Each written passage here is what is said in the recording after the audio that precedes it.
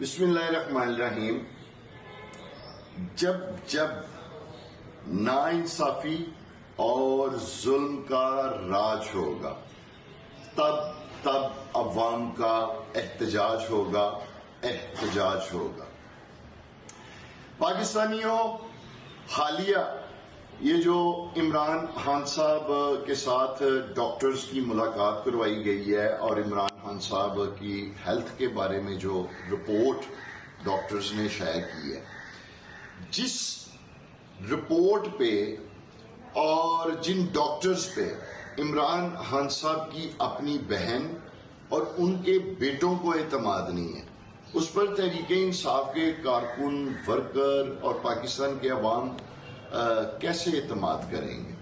تحریک انصاف کا ایک مطالبہ تھا کہ عمران خان صاحب کے جو اپنے معالج ہیں، جو اپنے ڈاکٹر ہیں، ان کی اور ان کی بہن کی ملاقات جو ہے وہ ان سے کروائی جائے، چونکہ عمران خان صاحب کی صحت کو لے کے انتہائی تشویش پائی جا رہی تھی. پورے ملک اور قوم میں، تحریک انصاف میں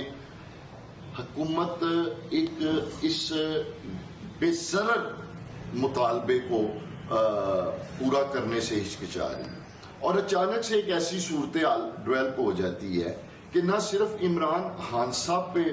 کی ملاقات پہ پابندی عائد کی جاتی ہے، بلکہ ان کے جو وکیل انتظار پنجوتا ہیں ان کو بھی ابڈکٹ کر لیا جاتا ہے. آج کئی روز ہو گئے ہیں انتظار پنجوتا جو ان کے وکیل ہیں ان کا بھی کوئی اتا پتہ نہیں. پھر ڈی چوک کا جو احتجاج ہے اس میں عمران خان صاحب کی بہنہ علیمہ خانم صاحبہ کو اور عظمیٰ صاحبہ کو جو ہے وہ گرفتار کر لیا جاتا ہے، اور انتہائی سنگین نوعیت کے جو مقدمات ہیں وہ ان پر قائم کر دیے جاتے ہیں، انہیں جیل میں بند کر دیا جاتا ہے. تو جب آپ حالات ایسے پیدا کر دیتے ہیں جن کی وجہ سے پوری قوم کے اندر اس وقت اضطراب پایا جا رہا ہے، تشویش پائی جا رہی ہے. عمران خان صاحب کے ساتھ کروڑوں لوگوں کے کنسرنز ہیں. میں آپ کو بتاؤں، وہ کروڑوں لوگوں کا صرف لیڈر ہی نہیں بلکہ مرشد ہے، مرشد. اور جب مرشد کو لے کر ایک اضطراب اور تشویش پائی جا رہی ہے اور حکومت تعاون نہیں کر رہی، تو آپ کیسے سمجھتے ہیں کہ پھر احتجاج نہیں ہوگا یا احتجاج کو روکا جا سکتا ہے؟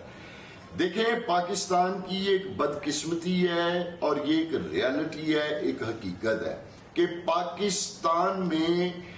قتل کی ایف آئی آر بھی اس وقت تک درج نہیں کی جاتی جب تک مقتول کی لاش کو چوراہے کے بیچ، سڑک کے بیچ میں رکھ کر 400-500 لوگ جو ہیں وہ احتجاج نہ کریں. تب تک قتل کی ایف آئی آر جو ہے وہ بھی اس ملک میں یہ بدقسمتی ہے کہ درج نہیں کی جاتی. اور میں حکمرانوں سے یہ پوچھنا چاہتا ہوں، آپ پاکستان کو کس طرف لے کر جا رہے ہیں، کس طرف لے کر جانا چاہتے ہیں؟ حالیہ یہ جو ابھی لاہور میں ایک نجی کالج میں ایک طلبہ کے ساتھ جو واقعہ ہوا ہے، جو ایک قوم کی بیٹی کے ساتھ ایک واقعہ ہوا ہے، جسے بجائے اس کے کہ اس میں انصاف دیا جاتا، آپ نے اس واقعہ کو دبانے کی کوشش کی، آپ نے اس کو چھپانے کی کوشش کی، اور نتیجتاً پھر جو ہے وہ کالج کے طلبہ اور طلبات جو ہیں وہ آواز کو بلند کرنے کے لیے، وہ احتجاج کرنے کے لیے سڑکوں پہ نکل آئے. اور پھر اگر ہمارے طلبہ اور طالبات سڑکوں پہ آتے ہیں تو جس طرح کا بروٹل قسم کا ان کے اوپر ظلم ہوتا ہے، جبر ہوتا ہے پنجاب پولیس کی طرف سے، اس کی بھی مثال نہیں ملی. تو میں آپ سے یہ کہنا چاہتا ہوں کہ ایک بات یاد رکھیں کہ مظلوم جو ہوتا ہے، احتجاج اس کا حق بھی ہوتا ہے اور اس کا ہتھیار بھی احتجاج ہی ہوتا ہے. جب ظلم ہوتا ہے، ناانصافی ہوتی ہے، تاریخ گواہ ہے کہ مظلوم جو ہے وہ اس کا احتجاج کرتا ہے، وہ اپنے حق کے لیے باہر نکلتا ہے. تو آپ اس احتجاج کو یہ نہ سوچیں کہ آپ ظلم بھی کریں گے، جبر بھی کریں گے، اور آپ جو مظلوموں کا حق ہے، جو ان کا ہتھیار ہے، آپ ان کو ان کے حق اور ہتھیار سے بھی محروم کر دیں گے، اور ان کو ایک پرامن احتجاج کے لیے آپ سپیس نہیں دیں گے. آپ ایک اندھی طاقت کے ساتھ اگر کوئی پرامن احتجاج کرنے آتا ہے تو اس کے اوپر لاٹھیاں برسائیں گے, ڈنڈے برسائیں گے, اس کے اوپر آپ دہشت گردی کی جو ہے FIRیں جیلی قائم کر کے تو آپ ان کو جیلوں کے اندر بند کر دیں گے. میں آپ کو عرض کرنا چاہتا ہوں, جب جب ظلم ہوگا, جبر ہوگا, اس کے خلاف آواز اٹھے گی, اس کے خلاف احتجاج ہوگا, کیونکہ ظلم اور جبر کو اگر کوئی چیز بند باندھ سکتی ہے تو وہ احتجاج ہی بند باندھ سکتا ہے. لہذا آپ چاہتے ہوئے بھی کبھی بھی میں عرض کر دوں اس احتجاج کو نہ روک سکیں گے, نہ دبا سکیں گے, نہ اس احتجاج سے بچ سکیں گے.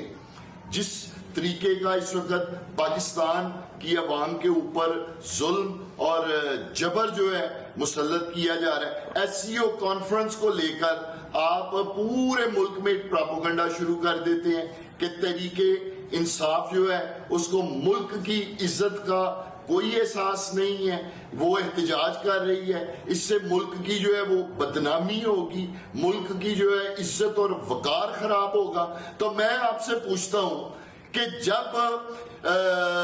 لاکھ لاکھ ووٹوں سے ہرے ہوئے لوگ جیلی فارم 47 کے اوپر آپ لوگوں کو حکومت بنا کے دیتے ہیں تو اس سے ملک کی عزت اور وقار میں کوئی فرق نہیں پڑتا. اس وقت ملک کی عزت خراب نہیں ہوتی جب آپ ایسے لوگوں کو SCO کانفرنس کا میزبان بنا دیتے ہیں جن کو عوام نے مینڈیٹ ہی نہیں دیا ہوا اس کام کے لیے, اور آپ کیا بے وقوف سمجھتے ہیں ان لوگوں کو, ان ممالک کو جو پاکستان میں آ رہے ہیں, ان کو نہیں پتا کہ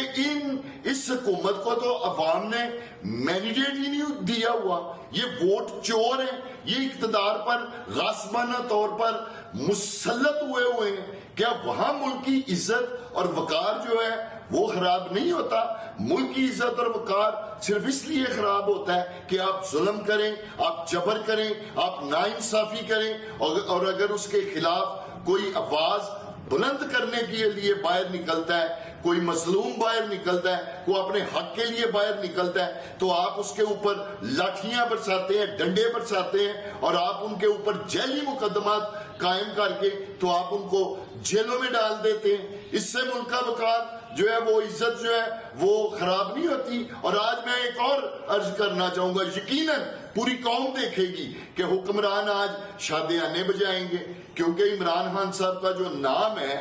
وہ آکسفورڈ یونیورسٹی کے امیدواروں کی لسٹ سے باہر نکال دیا گیا ہے. یعنی آج پاکستان ایک عزت وقار اور اعزاز سے محروم ہوا ہے. اگر عمران خان صاحب آکسفورڈ یونیورسٹی کے